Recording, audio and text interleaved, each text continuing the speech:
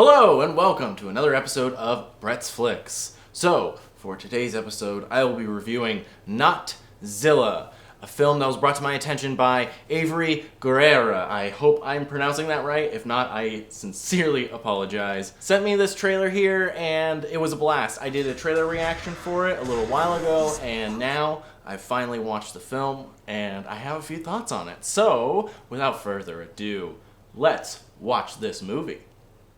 5, 4.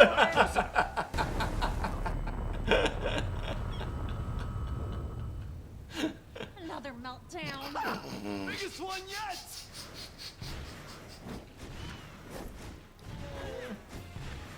He's bouncing them around as if they were nothing but toys.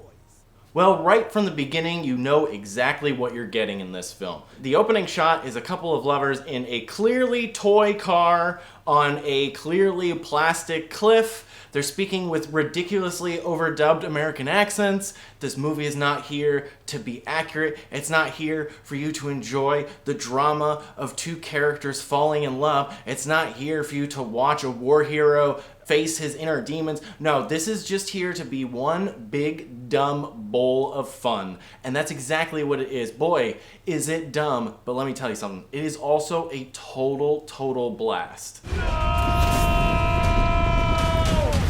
It's not so much the fire I mind. That's where it comes from. Exactly.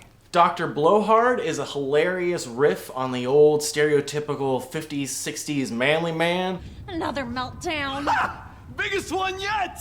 He thinks he's the smartest guy in the world. He thinks he's the most attractive guy in the world. And when he's not daydreaming about his colleagues fawning over him, he's daydreaming about them praising his accomplishments. His ego and his self-confidence bring about a tremendous amount of jokes in this film. Just as I suspected, the monster has grown lots bigger. He's basically the movie's Zap Brannigan. Yes, comets, the icebergs of the sky. By jackknifing from one to the next at breakneck speed, we might just get some kind of gravity boost or something. He has a really funny running gag where he keeps repeating the line, "This is just the beginning," over and over again. And his opening moments in the film are him shaving, going, "Third time today and it's only 9 a.m. Curse this manly beard." This is a character who is specifically designed to riff on the old stereotype of what an American man needs to be. And it's really funny. You want some of this? Huh? Surely you just... Surely you can't be serious. I am serious. And don't call me Shirley. is a solid straight man, if you will forgive the term, to Dr. Blowhard. She plays everything as serious as she should for each moment. It's alive, but it's definitely a living dinosaur. She is an actual credible scientist, but can't really get too far because Blowhard just thinks of her as some hottie that doesn't know what she's doing and takes all the credit for all of her hard work. Commencing countdown in 5, 4. Not close enough. She is clearly the smartest person that works in this laboratory institution, but due to the social constrictions of the 1960s, her being a woman means that she is not in charge. And that is something that she has to deal with throughout the whole film. There's a hilarious gag where Blowhard just keeps convincing her to do this lip quiver because like he thinks it's really sexy, but she mocks it by doing it extremely over the top.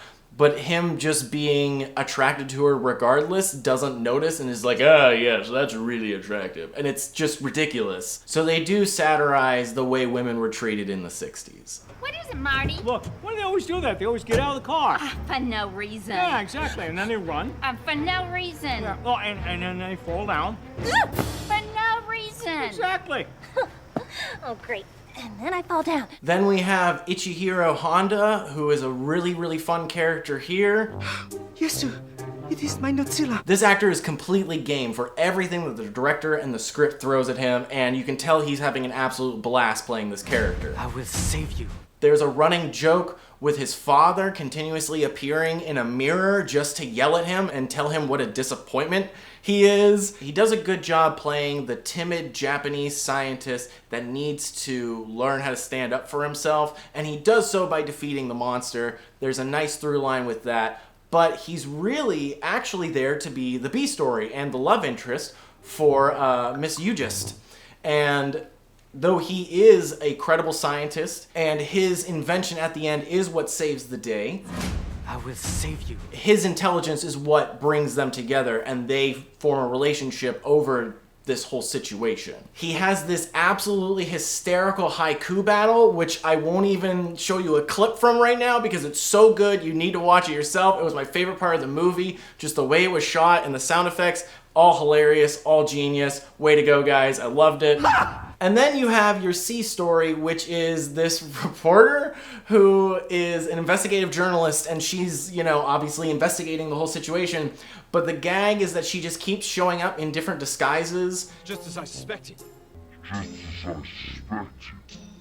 And popping up here and there throughout the movie dressed as different people and like sneaking on board the ship and all these different things. And she shows up to basically just move the plot along or to make a comment here and there, but it's still pretty amusing. Throw in a ham-acting general. And that would be me. And his wannabe director nephew. How's it look, Kenny? Kafka-esque. Action. And you have all the ingredients for a ridiculously over-the-top and chaotic ending. We're gonna need some ginormous firepower and some legendary heroic action. This is a classic slapstick spoof movie in the vein of Airplane. There is only one river, there is only one sea. The Naked Gun. Everyone should have a friend like you. And specifically Attack of the Killer Tomatoes and its sequel, Return of the Killer Tomatoes. I must apologize for the size of this room, gentlemen. It's all I can do. It's a short. A moose head. A moose head. Moose head. From the north. From the north, huh? Or a Foster's. Foster's from the south. Down under, huh? Good day, mate. Hey, Ozer. Hey, Matt. Hey, Chad. How about a crest? Yeah, I gotta talk to you now. Here, you need this. Crest. My tartar control. This movie is literally wall-to-wall jokes. Nearly every single line of dialogue is a joke or a gag in some way, shape, or form. No, wait, Marty, look. That's a doll. You're right, it is. No, wait, look, this up. Oh. Yeah. And if a joke is not being said, there's something physically happening in the background or on screen somewhere. The base is called a Snuggie. The monster grows by drinking beer. When they find the egg, it's wall-to-wall communist jokes. Is it reptilian? Could be Democrat. There are meta gags, pop culture references, subtitle gags, fart jokes, highbrow, lowbrow, political humor, cultural humor. It literally has everything. It packs everything into this hour and 20-minute little film. And that is also the weakest part of it. Because you have so many jokes, it is inevitable they're not all gonna land. And unfortunately, there definitely are a few moments where it's just not as funny as maybe it should be.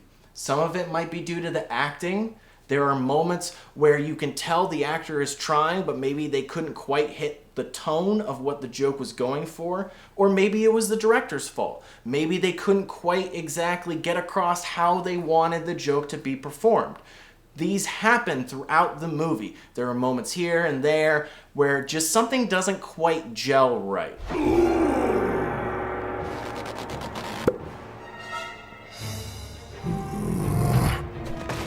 Now keep in mind, when I say that not all the acting is great, I am taking in consideration that they are supposed to be acting bad on purpose. There is a difference between acting bad and bad acting, okay? Oh. Yeah. Now, obviously, all these people are giving it their all. They put their hearts into this.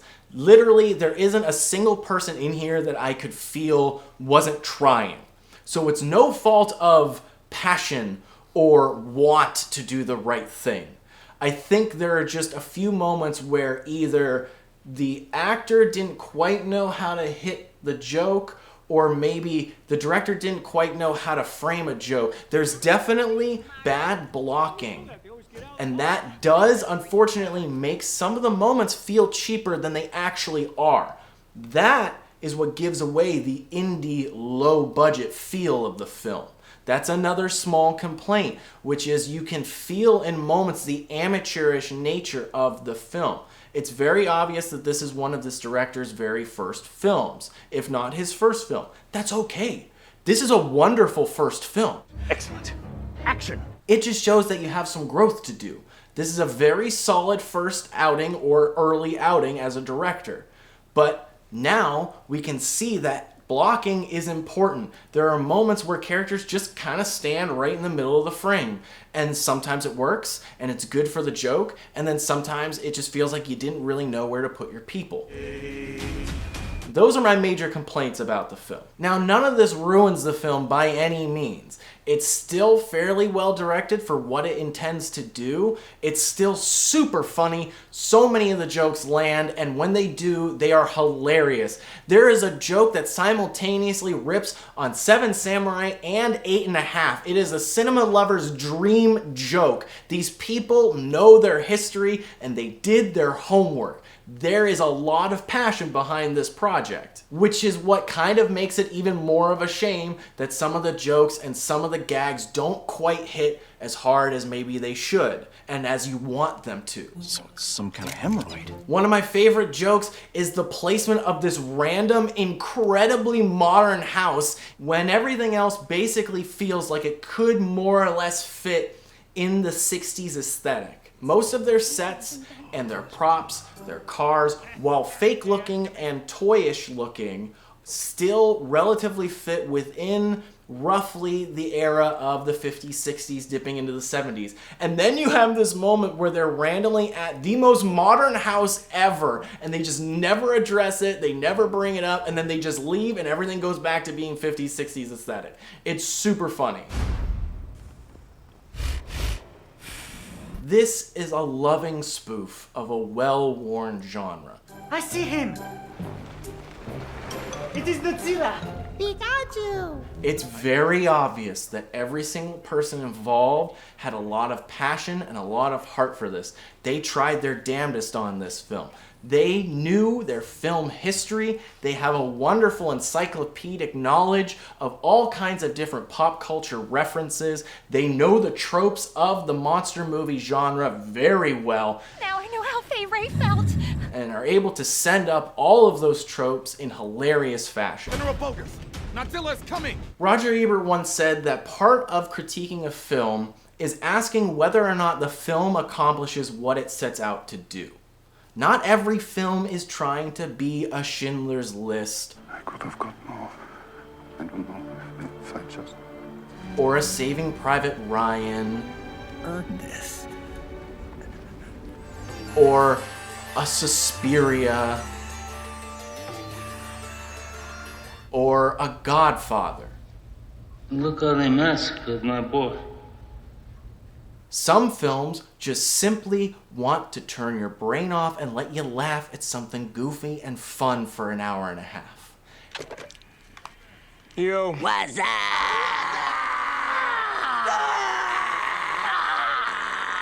Tis but a scratch. A scratch? Your arm's off. No, it isn't. Well, what's that then? I've heard worse. You liar! My safe word will be whiskey. Sorry, Rod, what was that? Whiskey. So you mean whiskey? What? You're saying it weird. Saying what weird? All of it. Where do you get off? And in that case, this film succeeds very well. You know exactly what you're getting from the opening shot.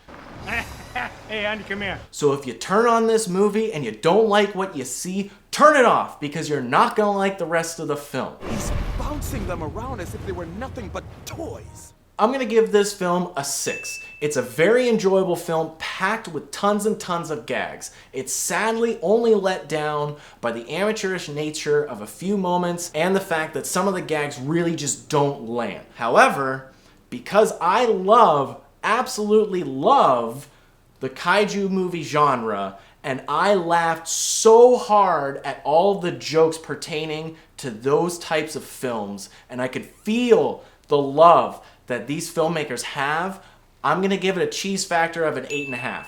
This is maybe not the best made film, but damn is it a good time. So if you're in the mood to just kick back, relax, grab a beer, some snacks, and laugh at some ridiculously dumb stuff, throw on Notzilla. It is an absolute blast. Don't forget to like and subscribe to Holy Goof for more Brett's Flix, Anime for Amateurs, and Zach's record reviews. Join me next time where I will be reviewing... I don't know what I'll be reviewing next. It's gonna be a surprise. Have a good holiday season, everyone.